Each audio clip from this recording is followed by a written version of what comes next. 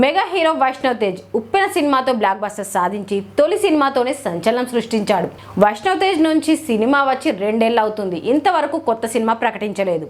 అయితే ఇప్పుడు flop డైరెక్టర్తో cinema చేయడానికి ఓకే చెప్పాడని టాక్ వినిపిస్తోంది. ఉప్పెన తర్వాత వైష్ణవ్ తేజ్ కొండపోలం, రంగరంగ వైభవంగా, ఆదికేశవ సినిమాలు చేశాడు. ఆ 3 సినిమాలు కూడా ఆకట్టుకోలేకపోయాయి. దీంతో ఈసారి ఎలాగైనా సరే బ్లాక్ బస్టర్ సాధించాలని సరైన కథ కోసం ఎదురు చూస్తూనే ఉన్నాడు.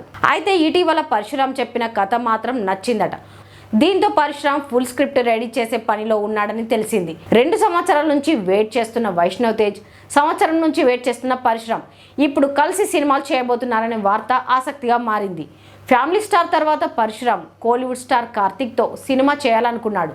కానీ ప్రాజెక్టు మాత్రం పట్టాలెక్కలేదు. ఆ తర్వాత ఒకరిద్దరు హీరోలతో సినిమాలు ప్లాన్ చేసినా సెట్ కాలేదు. ఇప్పుడు వైష్ణవ్ తేజ్తో పరశురామ్ మూవీ సెట్ అయిందని ఫిల్మ్ నగర్లో వినిపిస్తోంది. మరి ఈ సినిమా అయినా పట్టాలెక్కుతుందో, వార్తలకే పరిమితం అవుతుందో చూడాలి.